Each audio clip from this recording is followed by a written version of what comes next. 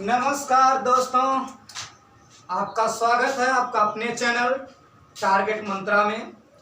आज हम लोग रासायनिक समीकरण को संतुलित करना सीखेंगे। बहुत ही आसान तरीके से, बिल्कुल एकदम आपको समझ में आने वाला है। आप मिनटों क्या सेकंडों में किसी भी रासायनिक समीकरण को संतुलित कर ले जाएंगे। बस देखते रहिए कैसे करना हम लोगों को। हमें पता है बाईं तरफ हमारे अभिकारक होते हैं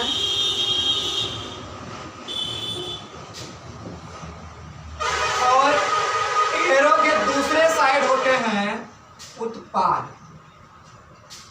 तो हमें क्या करना है, अब समीकरण को संतुलित करने के लिए किसी भी तत्व को पकड़ लेना है, इधर से या इधर से, लेकिन जिधर परमाणु ज्यादा रहेंगे उधर ही पकड़ेंगे।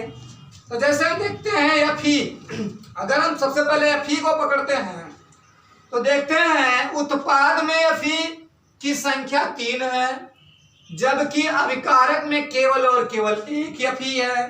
तो हम क्या करेंगे, इसे भी 3 बनाएंगे और 3 बनाने के लिए क्या करेंगे, इसमें हम कर देंगे 3 से गुणा। तो हमारा ये रूप मिल जाएगा समीकरण का।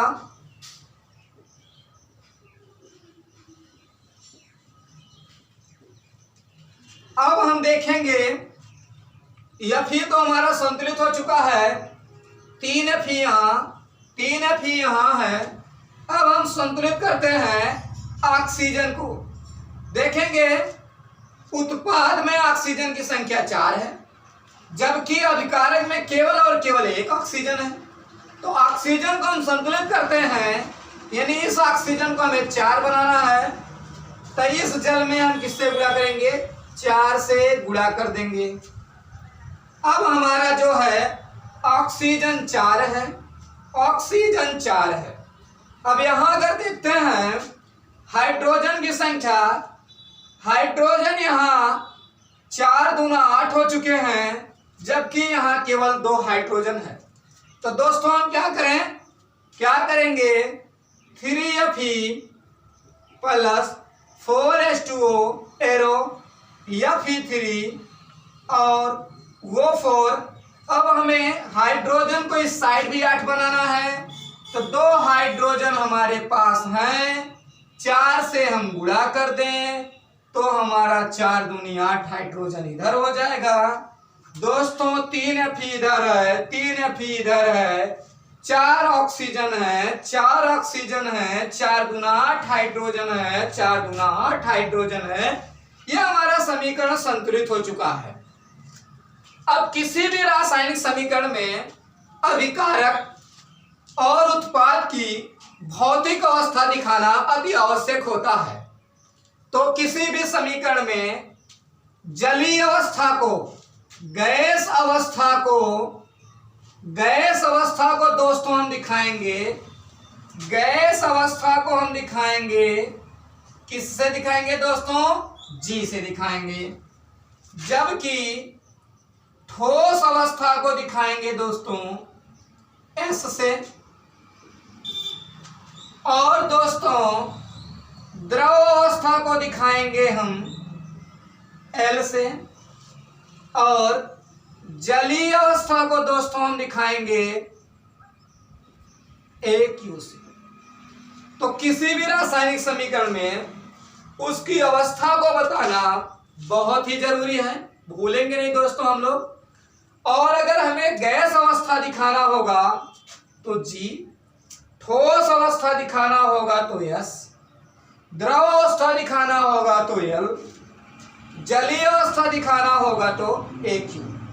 जैसे इसी समीकरण में अगर हम देख लेते हैं तो Fe हमारा जो होता है सॉलिड स्टेट में होता है, तो इसी के ठीक बगल हम लिख देंगे ब्रैकेट में S। और जो जल क्रिया करता है, ये गैसीय अवस्था में क्रिया करता है, तो यहां लिखेंगे G। जो प्रोडक्ट बन रहा है ये सॉलिड स्टेट में बनता है, इसलिए लिखेंगे S। और जो ये हाइड्रोजन है ये भी गैस अवस्था में है, लिखेंगे G। तो दोस्तों ये हमारा जो रासायनिक समीकरण जो है संतुलित करने का तरीका है। अब हम लोग आगे पढ़ेंगे रासायनिक अभिक्रिया के प्रकार। रासायनिक अभिक्रिया कितने प्रकार की होती है, हमें यह पढ़ना है कि रासायनिक अभिक्रिया कितने प्रकार की होती है। तो रासायनिक अभिक्रिया में जो पहली टाइप हम पढ़ेंगे संयोजन अभिक्रिया। हम लोग रासायनिक अभिक्रिया में पढ़ेंगे आज संयोजन अभिक्रिया। तो रासायनिक अभिक्रिया के प्रकार, रासायनिक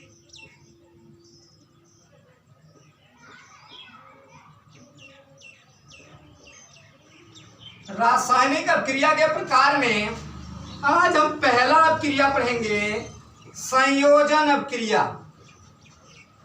संयोजन अभिक्रिया पढ़ेंगे हम दोस्तों।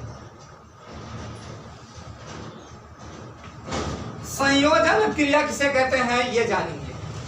जब ऐसी अभिक्रिया जिसमें दो या दो से अधिक अभिकारक मिलकर एकल उत्पाद का निर्माण करते हैं तो ऐसी अभिक्रिया को संयोजन अभिक्रिया कहते हैं। दोस्तों ऐसी अभिक्रिया जिसमें दो या दो से अधिक अभिकारक मिलकर एकल उत्पाद का निर्माण करेंगे, ऐसी अभिक्रिया को संयोजन अभिक्रिया कहते हैं। यानी अभिकारक जो अभिकारक होंगे, अभिकारक जो होंगे